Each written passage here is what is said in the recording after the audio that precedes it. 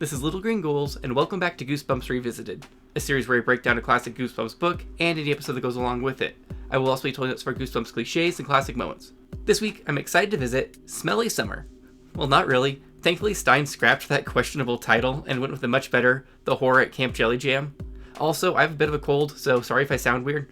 This is one I've always been curious about because the cover is awesome, but I never read because I tended to skip the ones about camp as a kid since I had no real connection to going to camp. Also, after I read the blurb on the back, I saw that it's also a sports camp, so that's a double whammy of disinterest for child me. However, I missed out. This was a bizarre read and a vast improvement over last week's Barking Ghost.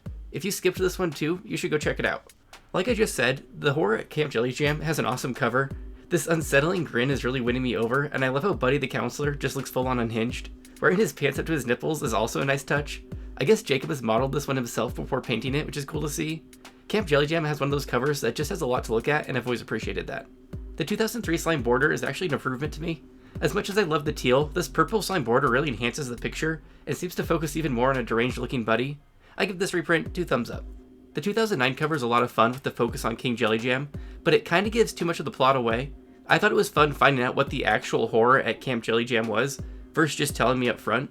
So I'm glad I looked at the newest cover after reading the story. He's also not nearly gross enough if we're gonna go that route. It's still a pretty great cover though, especially the extra touch of his little crown. Camp Jellyjam had its fair share of merchandise, with a classic school notebook, as well as 2 different school binders, and I think I'm a bigger fan of the coloring on the second one. It feels extra 90s to me. There's also a collectible figurine of Buddy, as there should be because he's a hypno icon. Certain copies of this book included the iron-on decal of Doom, and I'm kinda sad that none of my Goosebumps books still have any of these extra things in them. Our front tag says, tennis, ping pong, monsters anyone? Which gives a nice little hint of what this book entails. Our back tag says, it's not whether you win or lose, it's how you stay alive. Which is a much longer tag than usual, but at least it's on topic. Okay, let's read this blurb on the back. Swimming, basketball, archery. King Jellyjam Sports Camp has it all. Too bad Wendy isn't a total sports freak like her brother Elliot. But how excited can you get over a game of softball? It's just a game, right? Wrong. Because Camp Jellyjam is no ordinary sports camp, and Wendy's about to find out why. Why the counselors seem a little too happy, a little too obsessed with winning, and why the ground is always rumbling late at night. Okay, let's start the summary. The book opens with our introduction to Wendy and her younger brother Elliot, who are on hour 4 of a family road trip. We learn that their mom is a relatable queen and is making sure to point out every cow she sees along the way, which is sending Wendy over the edge. This causes the dad to state, I told you, a 12-year-old is too old to go on a long car trip, which makes 0 sense, and I guess it serves as a ham-fisted way to let the reader know that Wendy is 12, just like 98% of her other Goosebumps protagonists. This book gets very specific with its road trip location, which is unusual for Goosebumps because we learn they are currently leaving Idaho and entering Wyoming, so no surprise alien planet for this camp-themed story. Elliot is so bored, he's considering getting carsick just to spice things up. Then both Wendy and Elliot start complaining how they wish they were at camp like all of their friends, versus this camper road trip. This must be a be careful what you wish for moment. They are towing a camper behind the family car, and Elliot starts begging his parents to let him and Wendy ride in the back, which seems a tad bit unsafe to me, but I'd be lying if I said I didn't want to do the exact same thing as a kid. Wendy and Elliot get to live the dream, and their parents pull over so they can hop into the camper. While in the camper, which is currently being towed up a mountainside, the kids entertain themselves with some arm wrestling. We learn that Elliot is hyper-competitive, while Wendy is more my speed and really couldn't care less about winning or losing. Suddenly, the trailer lurches and sends Elliot flying into a wall, and Wendy has to grip onto the table to keep from falling over. They try to reassure each other that mom just must be driving, but they quickly realize they are moving backwards and no longer attached to the car, so meaning that they're actually sailing down the mountainside in a chapter cliffhanger. The next chapter we have a fun scene with the kids being thrown all around the trailer because it's full on out of control, and finally climaxing in them rocketing off the hillside at a sharp curve and into the forest. Wendy's on the floor waiting for an inevitable crash and explosion, but is confused when they slow to a halt. I feel like this is like a classic child daydream, or maybe just mine, where you survive a crash that by all means should kill, but because you have main character plot armor, you get to survive. Elliot and Wendy gather themselves up when they hear a knocking at the door. They of course assume it's their parents, come to collect the bodies of their children, but instead it's camp counselor Buddy. I stared into the face of a blonde-haired man. His blue eyes sparkled in the bright sunlight. He was dressed all in white. He wore a crisp white t-shirt tucked into baggy white shorts. A small round button pinned to his t-shirt read, "Only the best," in bold black letters. He flashed me a gleaming smile. He seemed to have about 2,000 teeth.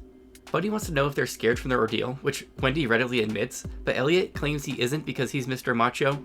Buddy lets them know not only are they lucky to be alive, they're extra lucky to have landed in King Jellyjam Sports Camp.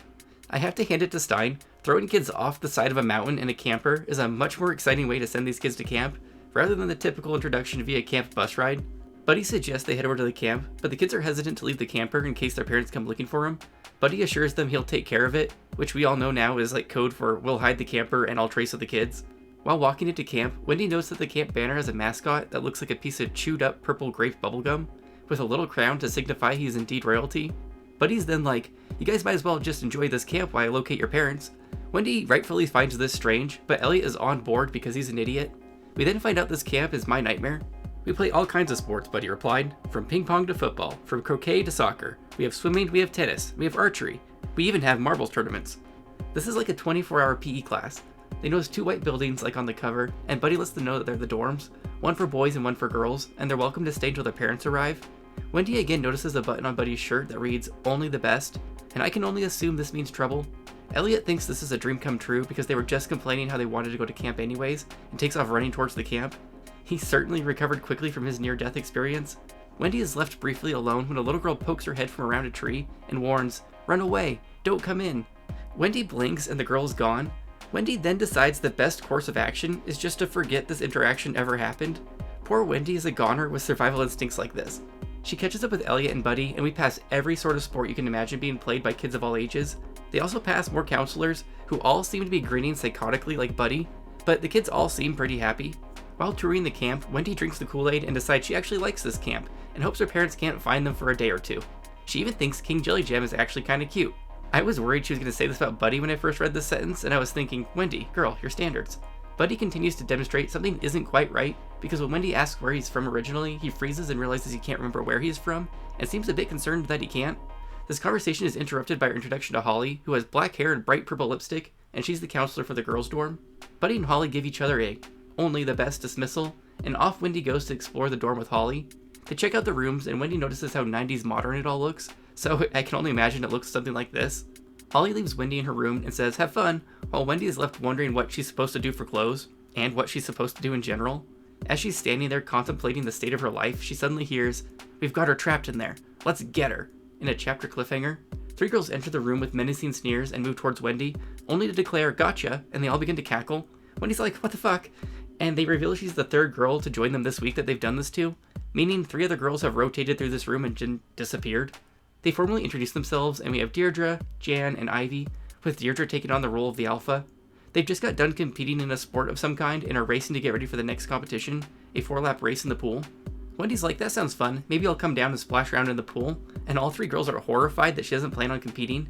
Deirdre throws Wendy a swimsuit and insists she has to race, then all 3 girls recite, "Only the best," and race down to the pool.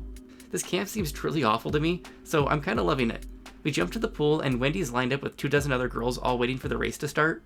Deirdre tells Wendy that she should have tied her hair back because it's going to slow her down, and Wendy can't get over how hyper-competitive this girl is. The whistle blows, and we're treated to pages of a water race. Long story short, Wendy didn't pace herself at first, pulls it together, and then in the last second decides Deirdre should get first place since it means so much to this bloodthirsty girl. Deirdre is awarded the golden king coin with a smiling King Jellyjam on it, and lets Wendy know it's actually her 5th one, and that means if she gets one more, she gets to walk in the winner's walk, but we don't get to know what that means just yet. Holly appears and tells Wendy, "I'm afraid there's a problem," and Wendy assumes the worst, thinking something happened to Elliot or her parents, but no. Holly just noticed that Wendy didn't try her best during the race, and that's a problem. Holly reminds her of the camp motto, "Only the best," and says this is just a warning, but doesn't elaborate on what the potential consequences could be. While walking lost in thought about this weird-ass sports camp, Wendy stumbles across Elliot, who's sprawled out face down on the ground unconscious. This is of course just a prank bro. He hops up and asks Wendy to come watch him play ping pong because Elliot is all about winning one of these king coins. As we're treated to descriptions of a ping pong battle, Buddy appears and reveals they haven't heard anything from the parents yet. I like to imagine the parents are arriving at their destination without noticing the kids rolled off a mountain. The game is as intense as ping pong can be, and it ends up with Elliot as the winner. Wendy and Elliot are discussing his victory when suddenly the ground begins to shake and Wendy hollers, "Earthquake!" Buddy races over and is like, "Don't worry, this happens sometimes. Nothing to worry about here." Wendy looks around and notices all the kids are unfazed by the sudden earthquake, and Buddy says these things happen 1 to 2 times a day. Maybe there's fracking nearby. Wendy shrugs this off and is set to join a tennis tournament, but she has the brilliant idea to call home and leave a message on the answer machine, letting her parents know exactly where they are just in case. Wendy can't find any payphones at first, but when she finally does get to one, she's treated to a shoulder scare as someone screams at her to get off the phone. This ends up just being Deirdre being her aggressive ass self. She's excited to announce that she won her 6th king coin and she'll be walking in the winner's walk tonight. And good, maybe we'll find out what this winner walk consists of. I'm hoping for human sacrifice. Deirdre's excitement was so intense it gets Wendy all distracted, and she forgets to make her phone call. Wendy then tells herself she's going to win this tennis tournament because only the best. So Wendy is getting brainwashed, I guess. We jump to after dinner that night and witness the winner's walk. Trumpets blast and drums pound as 8 kids walk in a parade under torchlight. The crowd roars with applause and begins shouting, "Only the best," as the winning kids march past and eventually fade into the distance. Wendy, Ivy, and Jan head back to the dorm room to celebrate Deirdre's victory as planned, but Deirdre never shows up to her own party. They eat all the chips and drink all the Diet Coke before deciding to go look for her, except now it's past 10, and they're not allowed out past 10. The solution is obvious though, they have to sneak out. They just better hope Saber's not out there lurking. The 3 girls creep around in the dark, dodging counselors and trying to figure out where Deirdre could be partying without them. They decide to check out the main lodge, and then they notice as all the lights go out in the dorms in various buildings, leaving them in complete darkness. They start to wonder if this was a good idea when they're suddenly swarmed by a sky full of bats in a chapter cliffhanger. Wendy screams, but then realizes the bats weren't swooping at her. They were just doing bat shit, like eating bugs and stuff. They notice another counselor heading somewhere with urgency and decide to follow her. They start to stalk when they hear a low rumble and feel the ground start to shake. The shaking gets more intense, and then the rumble becomes a roar. After it stops, the 3 girls conclude they should just go back and wait for Deirdre to tell about her adventure tomorrow morning. Just as they're heading back, they suddenly hear a girl screaming for help, and she races right towards them. Wendy recognizes her as the girl who warned her to leave the camp when she first got there. The girl reveals her name is Alicia, and she's in full hysterics about how none of them are safe, none of them are okay, and they all need to escape. Alicia says she followed them, and what she saw was too horrible to explain, and that they all need to go. They are then interrupted by a counselor who announces, "Caught you." So, if Alicia hadn't wasted 3 pages saying she's too scared to explain, she could have actually had time to explain, but I guess we needed the suspense. This ends up being a fake out because it was just one counselor talking to another, and they didn't see the girls just standing there a few feet away. Regardless, Alicia is now suddenly gone, so the mystery remains. They return to the dorm, and Jan is concerned about what Alicia had to say, but Wendy just dismisses it as maybe this little girl had a bad dream. Wendy, your character lacks consistency. Are you worried about this camp, or aren't you? Just before crawling into bed, they notice all of Deirdre's stuff is gone, and so she's all moved out of the dorm room. The story jumps to breakfast the next morning, and Wendy decides to check in with her brother, who happily reports he's going to win his 3rd king coin today, and he doesn't seem to be concerned about his parents at all. Wendy replies with thrills and chills at her brother's news, which is some patented Stein child slang. Wendy settles into a table to eat breakfast alone when Buddy appears. She seizes the opportunity and asks where Deirdre went, but Buddy just says she's gone and won't elaborate any further. She then asks about Alicia, and he says she's gone too, with a chilling grin. Wendy decides to again update Elliot on what's happening, which is really just an excuse to summarize the plot so far for a few pages. Elliot can't be bothered to care, and he is focused on winning his one-on-one basketball game because he wants them coins. Wendy remembers her plan from earlier and decides to make her way over to the payphones, except when she picks up the receiver, she gets the following message. "Hi there, camper," boomed a deep, cheerful voice. "Have a wonderful day at camp. This is King Jellyjam greeting you. Work hard, play harder, and win. And always remember, only the best." She gets frustrated and heads over to watch her brother's basketball game, which results in 3 pages of sports. In the end, Elliot loses, but his competitor Jeff is thrilled to announce he won his 6th king coin. Buddy appears and lets Wendy know she can't just stand around and watch other kids compete. She needs to get out there and play. So he schedules her for tennis and softball. At tennis, she meets Rose, our first officially black Goosebumps character according to the wiki, and she easily destroys Wendy, but is very nice about it. It also turns out this is Rose's 6th king coin, so she'll be at the winner's walk with Jeff. We get more sports and jump to softball, where we're treated to more pages of sports. Although this chapter ends with sudden greatness, because as Wendy's warming up with the baseball bat, she accidentally smashes Buddy right in the ribs full force with the bat. Except Buddy doesn't react at all to being cracked. He just continues on giving batting advice like nothing happened, which leaves Wendy unnerved. She spends pages and pages thinking about this moment, including all throughout dinner and that night's winner's walk. The next morning, she heads down for breakfast and immediately notes that both Rose and Jeff are now gone. Wendy decides they need to get the hell out of this camp and concludes that during that night's winner's walk, Elliot and her will escape down the hillside and through the woods. The only issue is she can't locate Elliot because he's probably too busy gathering up king coins. Buddy finds Wendy and forces her into more sports, and we don't see Elliot until after dinner. Wendy tells him about the escape plan and he refuses to go until he wins his last king coin. He thinks he'll win it the next morning at a track meet and agrees to leave after he gets it. Wendy reluctantly agrees to this, but after that night's winner's walk, she decides to do some proactive spying. She watches as the counselors head into the woods and gather at a strange white curved building that sits low to the ground. She watches as the counselors duck into the building and decides she's come this far, might as well go all the way, and heads on in too. We're on page 100, so shit better get real. Wendy enters the structure, which is only lit by a dim red light. She wanders a bit before coming across some sort of theater with a purple banner showing only the best. Wendy ducks into a closet just as Buddy appears on stage and hushes the crowd of counselors. Buddy pulls out a gold coin and begins hypnotizing the crowd as the counselors. He tells them it's time to refresh our minds. It's time to refresh our mission. Wendy notes that it seems like Buddy has been hypnotized too, Buddy then ups the ante and instructs them all to clear your minds to serve the master, Buddy declared. For that is why we are here, to serve the master in all his glory. To serve the master, the counselors all chanted back together. We do not think, he shouted. We do not feel. We give ourselves up to serve the master. Wendy is still in the closet watching this mess when she ends the chapter with a poorly timed and sudden sneeze. The room turns to the closet and demands to know who's in there. This is when Wendy notices she's not actually in a closet but at the top of a staircase, so she has no choice but to race down them quickly to hide from the room full of hypno-counselors. As she descends into the dark, the air begins to smell like sour milk, and she can hear a strange deep moan in the darkness. She reaches the tunnel and heads down it, even though the air just keeps getting grosser and grosser. Wendy says it smells like decayed meat and rotten eggs, like garbage that's been left out in the sun for days. Maybe this is why Stein wanted to call the book Smelly Summer. The stink is so strong that Wendy can taste it, and she has to stop herself from joining the vomit count by thinking of fresh flowers. She continues down the tunnel until she reaches King Jellyjam. I was staring at King Jellyjam, not a cute little mascot, but a fat, gross purple mound of slime, nearly as big as a house, wearing a gold crown. 2 enormous, watery yellow eyes rolled around his head. He smacked his fat purple lips and droned again. Hunks of thick white goo dripped from his huge hairy nostrils. The disgusting odor rolled off his body. Even holding my nose, I couldn't keep out the sour stench. He smelled like dead fish, rotting garbage, sour milk, and burning rubber, all at once. I started to gag again when I realized the hideous creature was sweating snails. Wendy witnesses these kids scrubbing away on King Jellyjam in what I think is probably the strangest Goosebumps scene we've seen so far. Like, what even is this, and what inspired it? She spots Deirdre, who tells her to get away while she still can. Only the best get to be King Jellyjam's slaves. King Jellyjam should hang out with Slappy. Apparently, King Jellyjam needs the strongest kids to wash him 24/7, because he can't stand his own snail-sweating smell. So once you reach 6 king coins, you get put to work. They have to keep him wet constantly to prevent the smell from getting too strong. If they stop scrubbing, he'll eat a kid, and he's already eaten 3 today. So the stakes are high in this one. The chapter ends with King Jellyjam spotting Deirdre slacking on the job with an angry roar. This gives Wendy enough time to flee in search of help. She races back up the stairs and discovers an empty theater, and assumes this means that the counselors are out looking for her. She races through the woods, dodging flashlights, and while hiding, she falls asleep. She awakens the next morning to happy kids shouting. It's of course Elliot's race, and she emerges from the woods just in time to see him about to win the race. She tries to whistle for him to slow down, but her mouth is too dry, so she decides just to tackle him instead. This proves to be very effective, and another boy wins the race.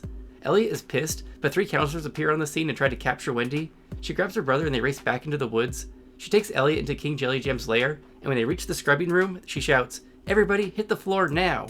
This is part of some sort of master plan that Wendy has neglected to share with us. The kids lay flat on the floor while King Jellyjam tries and fails to pick anyone up with his fat little arms.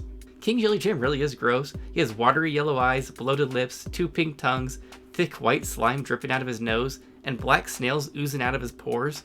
The smell grows stronger and stronger while King Jellyjam tries and fails to wash himself. Wendy, I guess, is just standing there and not laying flat on the floor like everybody else, so she suddenly gets scooped up.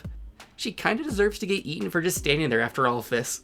He raises her to his mouth when he just drops her anticlimactically. I guess his own stink killed him just in time. We then have a cheesy happy ending moment that Goosebumps occasionally pulls, where everybody hugs and cries and cheers because it ended so perfectly, except this time it gets interrupted by hypno-counselors. This is an extra short-lived moment because as the counselors approach, several police officers appear and whistle to get everybody to freeze, which snaps the counselors out of their hypnotized state. Wendy wants to know how they found them, and the cops say a horrible smell floated over the town and they came to investigate. This was a very fast-moving investigation considering King Jellyjam literally died from his own stink like 2 minutes ago, but whatever. The cop then states, "We didn't know there was a problem at this camp. We'll contact your parents immediately." So no one ever reported their kids missing after not returning home from camp? We pass a broken buddy who just keeps repeating to himself, "Only the best, only the best, only the best," before jumping to later when the kids are reunited with their parents. The parents say they found the trailer but didn't know what to think. The police had called the camp and they were told that there were no kids there, so they didn't bother to investigate any further, which sounds logical. This book doesn't know when to call it quits, so we jump to a few weeks later and Buddy has stopped by for a visit. He gives Elliot the 6th coin he should have won in the race, but Elliot is hesitant to take it in case something bad happens. He takes it in the end because after all, King Jellyjam is dead, right? Just then, the kids smell something terrible from the kitchen. What's that? King Jellyjam's returned? No, it's just their mom cooking Brussels sprouts, and that's how this one ends. The horror at Camp Jellyjam sadly never got an episode, so we're doing the haunted house game instead, because that's the first one I spotted on my list of non-book episodes. Since there's no context for you, I'll read the summary. When friends Nadine and Jonathan are exploring an old deserted mansion, they find a board game. Intrigued, Nadine opens it, and they find themselves transported inside the game and must fight to escape from it. This sounds Jumanji-esque. Our notable actor this week is going to be Laura Vandervoot. who is also in deep trouble and has gone on to be in a ton of TV shows and seems to be hitting that Hallmark Christmas movie market pretty hard. But I like that she was in Mom's Got a Date with a Vampire. Okay, let's start the episode. Yeah, this isn't suspicious at all. What happened? Did you hurt yourself? I lost my kitty cat. In there? He literally just watched her walk in. Who else would it be?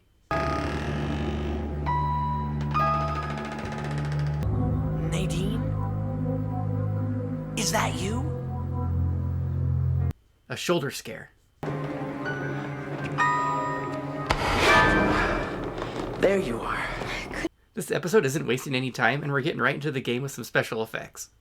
The Mansion of Terror game.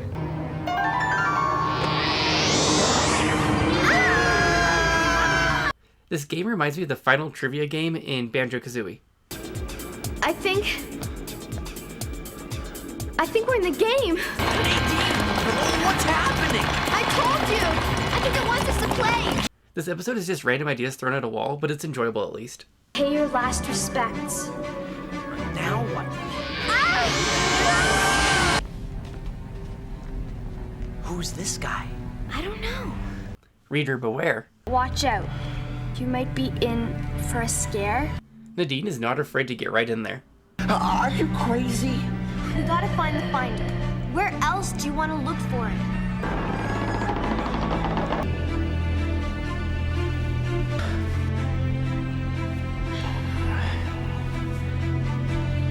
This episode just casually has a decomposing body in it. Nadine! I couldn't help it. I have no memory of this episode as a kid, but I think I would have loved it.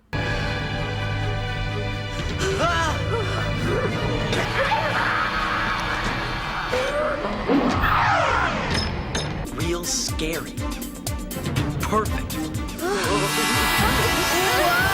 Grab some R&R. You check over there. I'll check over here.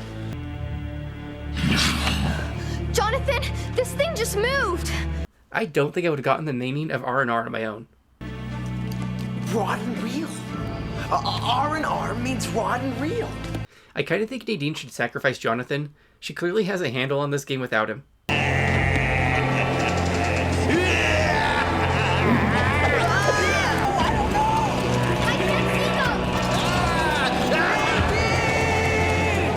This episode is structured to be nothing but little horror vignettes, and it works.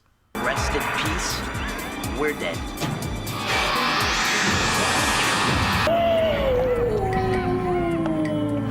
My, you gotta say. Whatever happened to Baby Jane?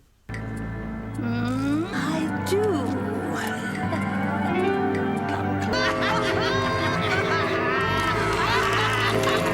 hand. Jonathan continues to be useless.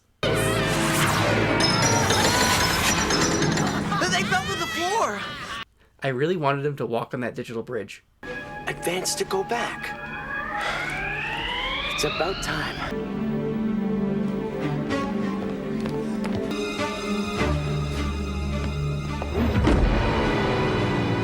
This episode is just various people in gray makeup, actually.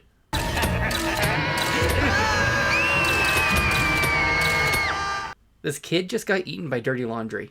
Help! No, no! This kind of looks like laser tag. Hey, there's another window. These two kids are clearly no good. Oh no, all I remember is being pulled through the clothes and then suddenly I'm walking through the halls. It's the Mario 64 stairs. I'd be terrible at this game because I would never think to use a fishing rod on a hallway.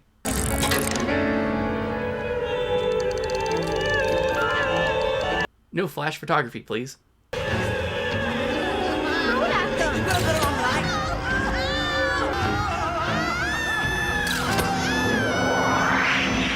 Wow, who saw that coming?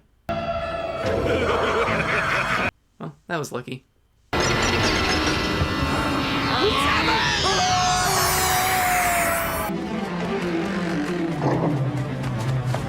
The moral of the story is never help strangers. I lost my kitty cat. The door was open and it just ran right in.